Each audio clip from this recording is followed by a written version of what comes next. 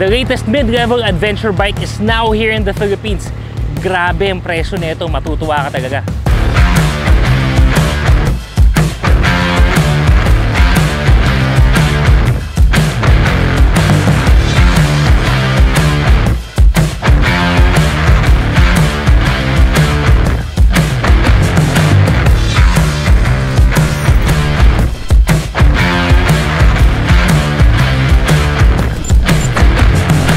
Pag-usapan ng motor na yan, napansin namin na karamihan sa inyo hindi pa nakasubscribe at nakafollow sa ating channels and pages. Mangyari po lamang na mag-subscribe at mag-follow, hit the notification bell. Makakatulong din po ang inyong mga like at comments para sa video na to. Maliit na bagay sa inyo, malaking tulong sa amin. What we have right now is the Zontes 703F from Bristol Motorcycle Philippines. Ito lang naman ang isa sa mga bagong motor under the Bristol Group, kaya yan ang pag-uusapan natin ngayon. Alam niyo ba, ang presyo nito is only 518,800. Mababa na yan kung ikukumpara mo sa ibang mga mid-level adventure bikes. Pero mababa na, mas pinababa pa dahil meron tong introductory price right now that you can get this bike for only 498,800. Sulit nga ba ang ibabayad mo na yan? Yan ang pag-uusapan natin. Start na natin! Alright, habang pinag-uusapan natin yung forma, we will just keep the engine running kasi aminin natin, kasama sa forma, yung tunog ng muffler natin pagdating sa mga ganitong bike. Diba? So again, this is a 703F at ang unang pag-uusapan natin is the forma. Meron na nakausap on one of the motorcycle shows sa parehas namin pinag-uusapan to. Instead of Zontes 703F, sa tingin ko mas bagay nga naman dito yung Zontes F703. Parang mga fighter planes, parang mga F16, F14 kasi ganun yung datingan niya. Parang yung matapang na stealth, aggressive, yun ang overall look para sa akin itong Zontes 703F. Now, pagdating sa harap, makikita na natin, imposing yung windshield niya, mataas. Mamaya pagdating sa ergonomics and riding position, papakita ko sa inyo kung hanggang saan nga ba yung abot ng windshield na to. Pero, kumbaga, yung taas na itong motor na to is really just that adventure built. Yung kitang-kita talaga na matikas, mataas, pwede-pwedeng pang bira sa maraming iba't ibang mga kalsada. Pagdating dito sa harap, what we are looking at is parang droid, parang robot version ng isang jet fighter plane with the DRLs highlighting the accent. Ayun o, ganito. Tapos, yung titingnan yung turn signal na ito mga brother. So, yung turn signal sa to, sequential, nandito na siya sa kanyang handguard. Wala na siya dito. Diba? Forma, no? Nakakatuwa din. And then, built-in na rin yung kanyang fog lamps. This one. Yan. So, merong white, yellow or blinker, mas blinker pa. And then yung amber in color. Ngayon, pagdating naman dito sa mga fog lamps, huwag tayo mag-expect na auxiliary lights yan. Ano lang siya, supplementary lang talaga for additional light lang talaga. So pwede ka pa rin magdagdag ng ibang ilaw kung talagang gusto mo yung pangmalakasan at babiyahe ka ng mga bundok-bundok para mas kita mo yung kalsada sa'yo. And then right here in front, maganda yung combination ng kanyang front fender together with the blackened parte ng fender natin dito. Ang lakas, maka-adventure feel ng kanyang spoke wheels, tapos yung dual sports tire. So it's really more of a combination of sobrang aggressive na fighter plane na ready for adventure, tapos inilagay mo siya sa motor. Kasi pag tiningnan natin yung gilid niya, makikita natin may mga decals to highlighting the accents, yung mga blue highlights sa ganyan, yung adventure branding, and yung inline 3, nakalagay na yan sa mga decals natin. May mga magagandang detalye na nakikita tayo dito sa bike na to. Tingnan nyo to Pagdating sa gilid, more on dominated ng black if you're looking at it from the side. Pero may mga touches of blue, may mga touches of honeycomb na nagpapalitaw nung kanyang format. Saka yung pinaka-shape niya, yung pinaka-accent niya, hindi mo masasabing bulky, pero andun yung imposing nung dating niya. Tapos may mga built-in na rin to na side panniers ready na sa box mo. May built-in na nga rin pala to na top box bracket natin dito. Bakal to mga brother So ready na for top box pati sa mga side panniers mo. Built-in na rin yung kanyang crash guard dito.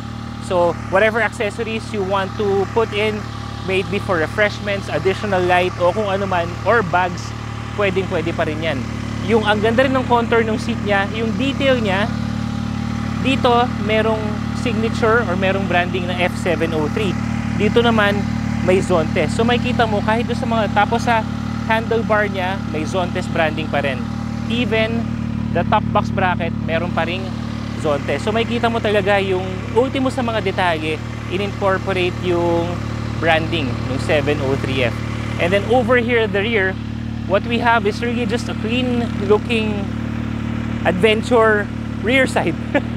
Di ba? Lakas makadating, malapad yung gulong, dual sports, high fender. So tamang-tama lang. Mas poporma pa to para sa akin lang. Talagang mas mabuto yung magiging datingan nito kapag nilagyan mo na to ng side panniers na at saka yung top box. Yung exhaust nito, ang ganda lang ng pagkakalagay dun sa within the flow of the design of the motorcycle. Ayun, no? Tago. Tapos yung kulay ng aluminum or yung heat guard niya matches dun sa color ng bike. Di mo mahalata nandito pag exhaust. Nung una nga, tinitingnan ko to, hindi ko halata.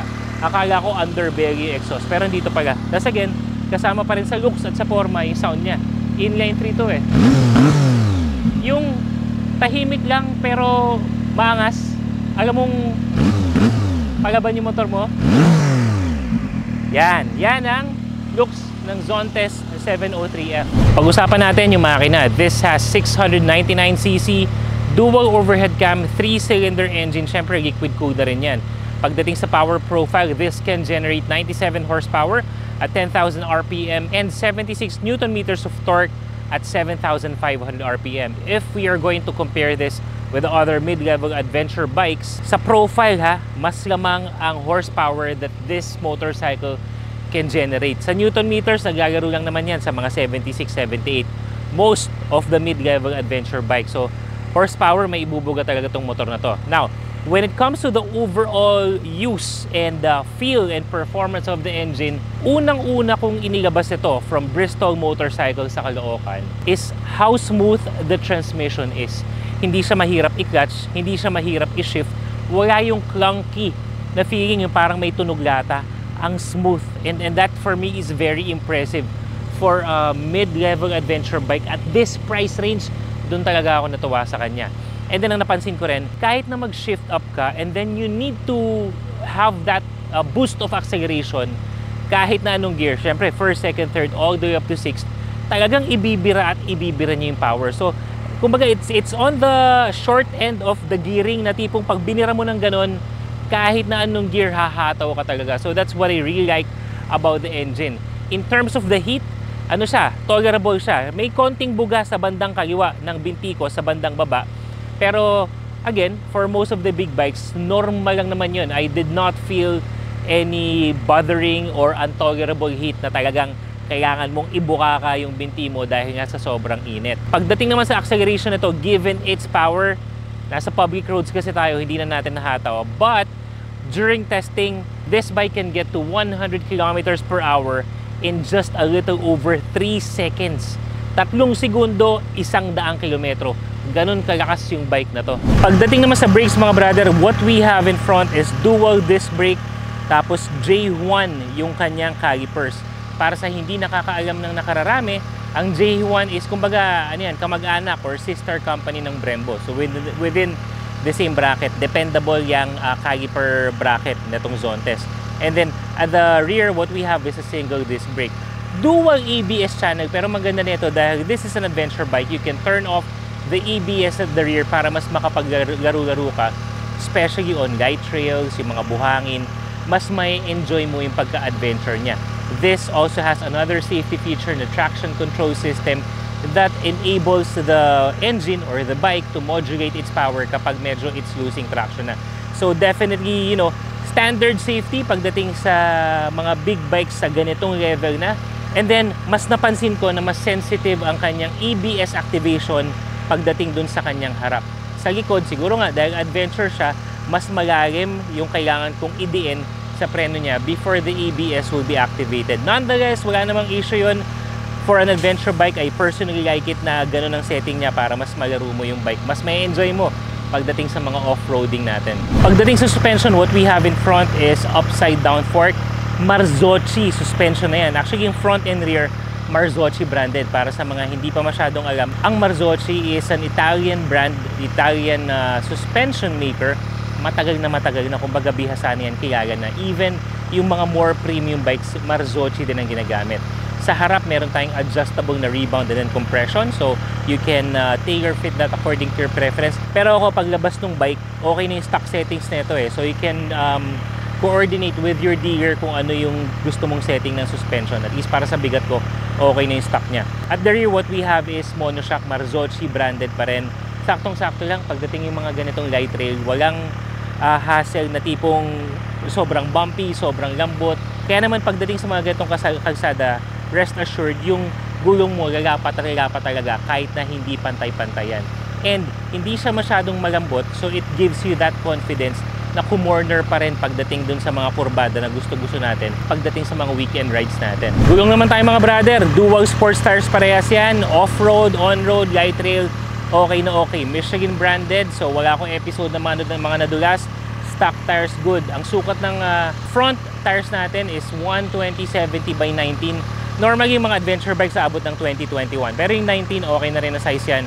And then sa likod naman what we have is 120/60 by 17. Tama yung lapad dun sa forma niya, hindi alanganin. Again, walang episode na dumulas, mabato, medyo basa-basa nitong mga nakarang araw nag-uulan.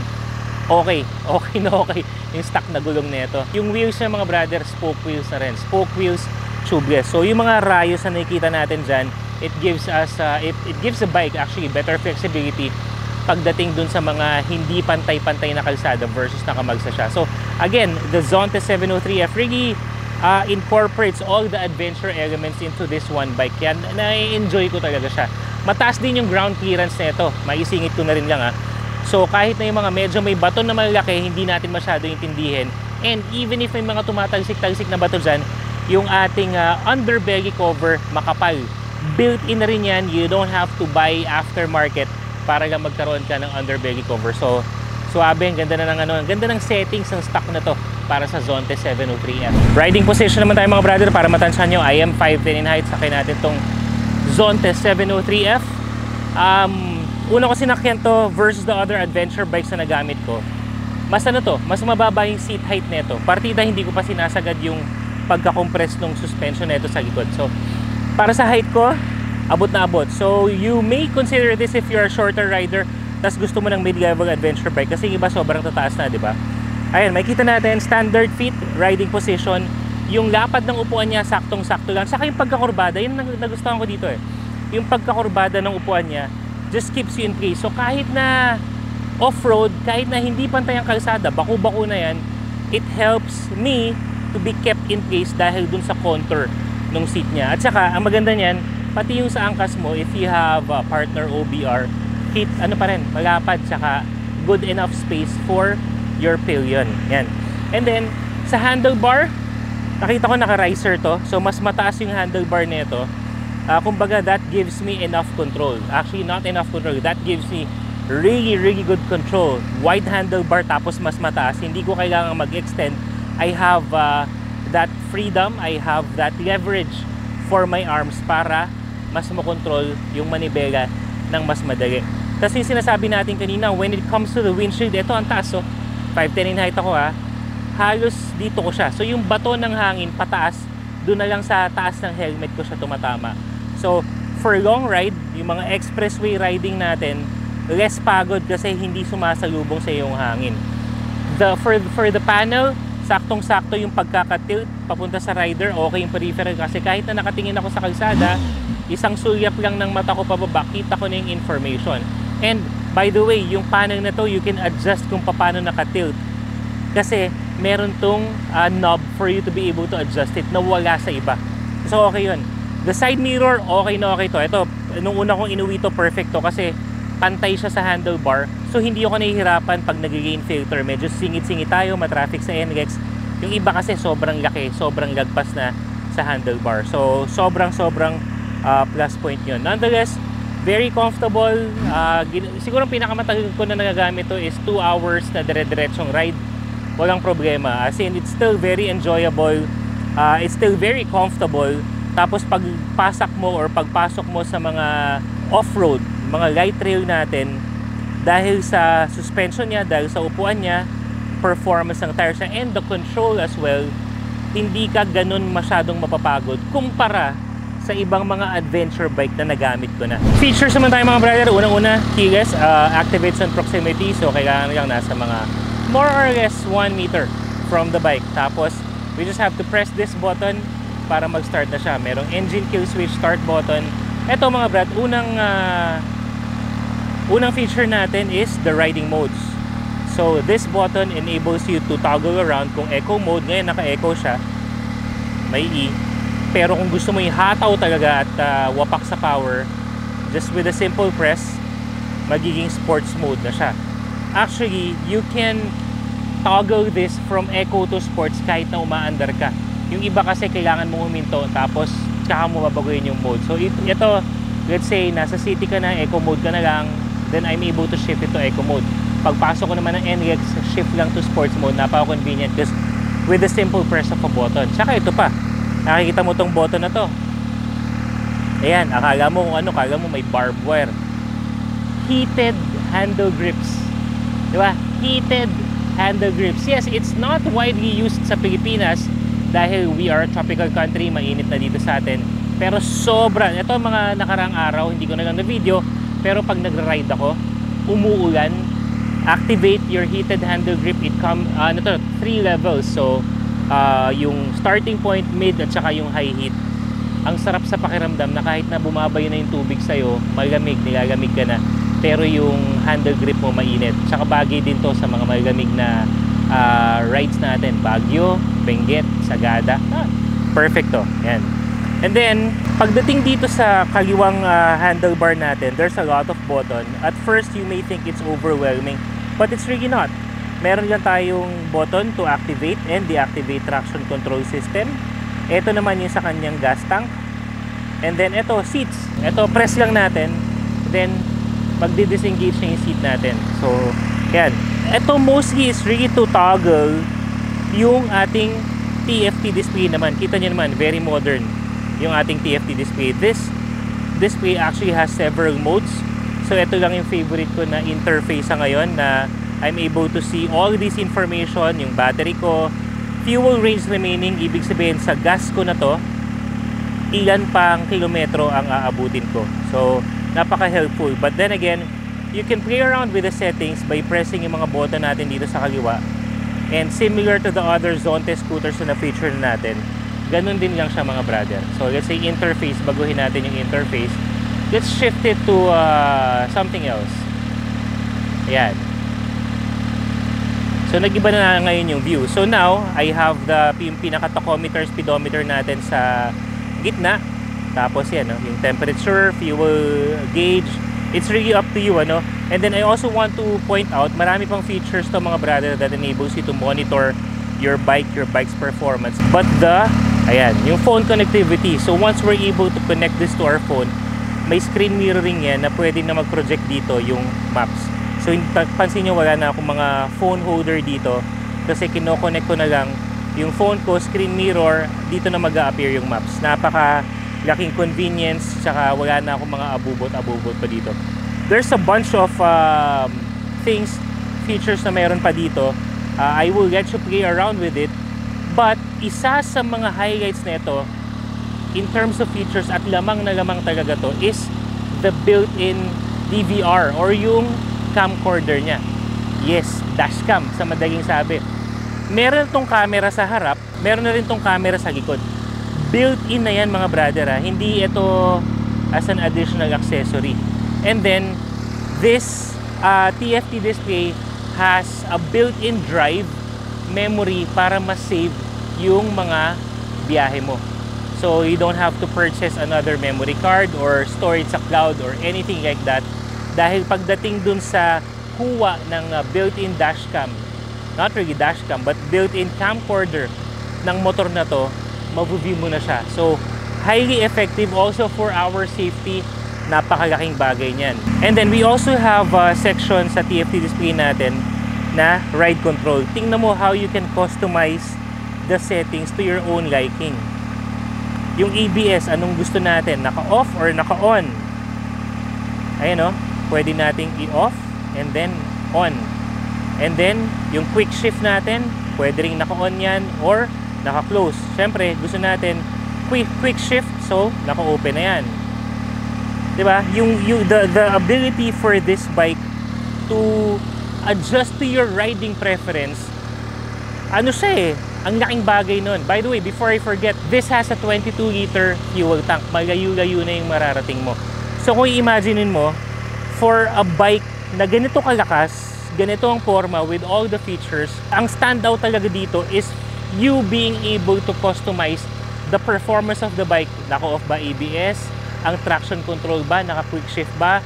Adjustable yung front suspension, adjustable yung rear suspension, yung interface, you can tailor fit it. Lahat ng elements na yun, it all boils down to satisfying your needs as a rider.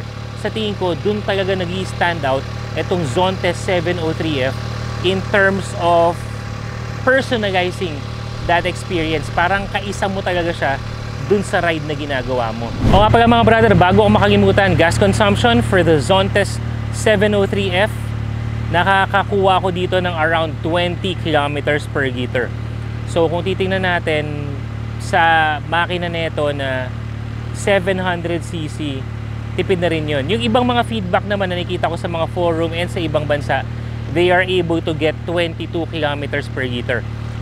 My 20 kilometers per liter actual fuel consumption, wala akong eco mode, lahat naka-sport mode. Kahit na just weaving through traffic or humahataw tayo sa expressway, kahit na sa mga dinala ko to sa mga ilog-ilog dito sa Bulacan, lahat yun naka-sports mode at hataw mode talaga tayo kasi gusto ko masagad yung performance niya. So 20 kilometers per liter, a very decent job in terms of fuel consumption. And that's our feature for the day mga brother. Again, this is a Zontes 703F under the Bristol Motorcycles Philippines. Available yan sa lahat ng mga Bristol Motorcycle branches at saka sa Moto Tiangge PH. Pre-order yours now. And ano sa tingin mo mga brother sa presyo nito? Sa lahat ng pinag-usapan natin, sulit nga ba ang motor na to? I-comment mo sa baba at pag-usapan natin yan. In the meantime, para hindi ka magpahuli sa lahat ng mga motorcycle news, reviews, and tips, be sure to follow lahat ng mga social media pages natin katulad ng TikTok, YouTube, Instagram, and Facebook. Till your next adventure. Salut!